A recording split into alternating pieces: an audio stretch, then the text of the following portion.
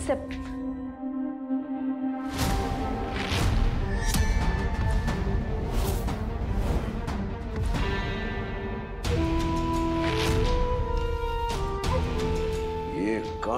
एक काम धड होईना तुझ्याच्या। तिला इथून रात्री चालवायला सांगितलं होतं ना मी।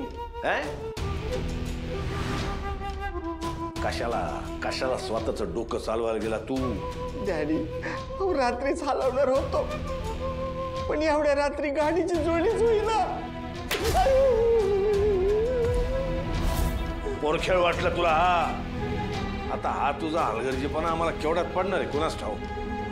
तर ती हिथून गेली का तिला कुणी हिथून नेलं, पोलिसात गेली का आणखीन कुठं गेली, काहीच अंदाज येणं झाले। आणि तुम्ही रे खाऊन खाऊन पोचलेले वळू,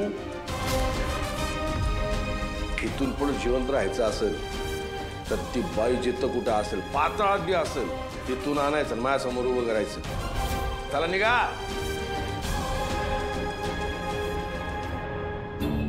आमचं चुकलं।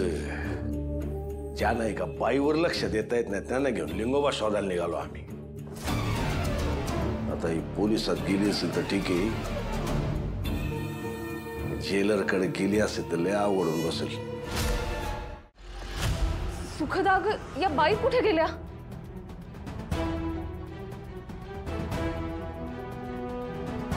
तुळजाग इथेच होत्या त्या। तू पॅनिक नको होस। एक मिनिट सिस्टर, इथे ऍडमिट असलेला पेशंट कुठे तुम्ही शिफ्ट केलाय? मॅडम त्या इथेच होत्या, तुमच्या परमिशन शिवाय शिफ्ट कुठे? त्यांना कोणाला भेटूही दिलं नाहीये मी। आत्ताच थोड्या वेळापूर्वी मी त्यांचं रुटीन चेकअपही केलं होतं। मला नाही माहित त्या कुठे गेल्यात। देवा, त्या लोकांनी इतकी वाईट अवस्था केली होती त्या बाईंची, आता फक्त ती लोक त्यांच्यापर्यंत पोहोचली नसावीत। हे बघा, चर्चा करत बसण्यात काय अर्थ नाही, आपण त्यांना शोधलं पाहिजे। चला। नमस्कार। आज असं अचानक बोलून घेतलं तुम्ही?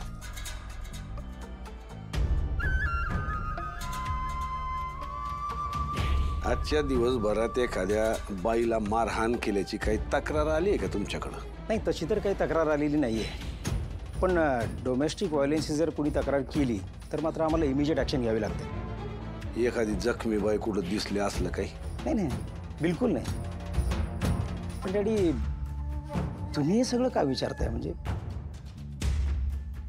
आम्ही विचारलेल्या प्रश्नांची तुम्ही फक्त उत्तरं द्यावीत म्हणून दिली ही थप्पी। माफ करा, अशी माणसं आम्हाला आवडतात। या आणि अहो एवढी वर्ष आम्ही इमानदारीने तुमची सेवा केली, तुम्ही निर्धास्त राहा। अशा प्रकारची जर कोणी बाई तक्रार करायला आली तर सगळ्यात आम्ही आधी तुम्हाला कळवू, मग तर झालं। येतो। या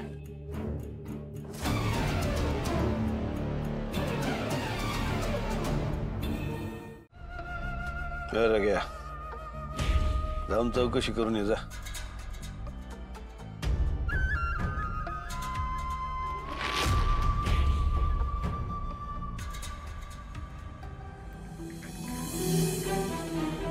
मॅडम, काल रात्री 50शीतली एखादी बाई ॲडमिट झाली आहे का इथं?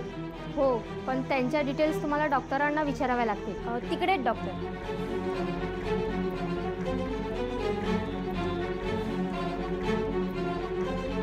ओ डॉक्टर। हां, काल रात्री एका जखमी बाईची केस आली होती ना तुमच्याकडं, कुठं आहे ती? हो, पण तुम्ही कोण? मला अशा कोणालाही डिटेल्स देता येणार नाहीत। कुणाला बी कसं? मी त्यांच्या जवळचा नातेवाईक आहे। अच्छा, नाव काय आपलं? अहो मॅडम, मी त्यांना कधीपासून शोधतोय आणि तुम्ही प्रश्न कसलं विचारताय? मला त्यांना आत्ता बघायचे। चला, मी दाखवते। या आहेत बाई त्या।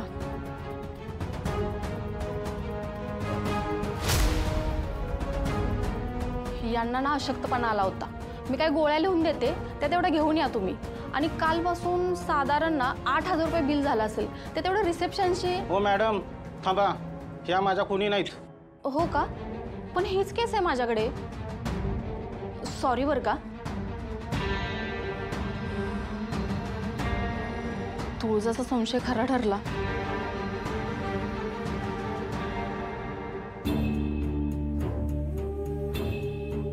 काय रे तिचं आहे का? वेगळीच कोणतरी बाई होती तिथं.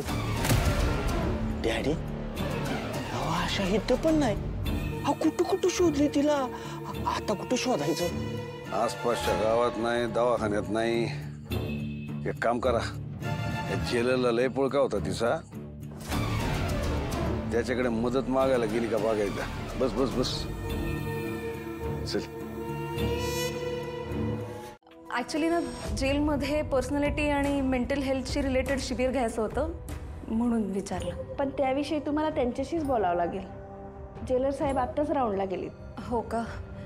आणि हो, आम्ही ना लास्ट टाइम जेलमध्ये कॅम्प घेतला होता, तर त्यावेळच्या महिला कैदी अजूनही जेलमध्ये असतील ना?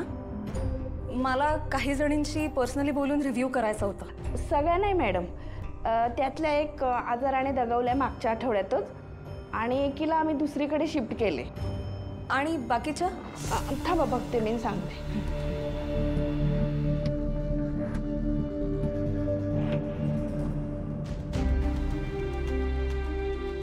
हा मॅडम, एक महिला बाहेर आहे पेरोलवर.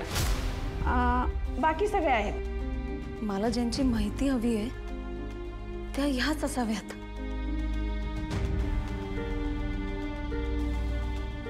मला त्या पेरोलवरच्या बाईंचा फॉलोअप घ्यायचा होता. त्यांची माहिती मिळू शकते का मला? नाही मॅडम, कुठल्याही कैद्याची वैयक्तिक माहिती देण्याचा आम्हाला अधिकार नाहीये. मॅडम, तुम्ही जी शिबिर घेता ना, त्यातून तुम्ही कैद्यांना त्यांच्या आरोग्याविषयी विचार करायला भाग पाडतात. थँक्यू. ॲक्च्युली हे सगळं त्यांच्या सुधारण्यासाठीच असतं. तुम्ही चहा घेणार का?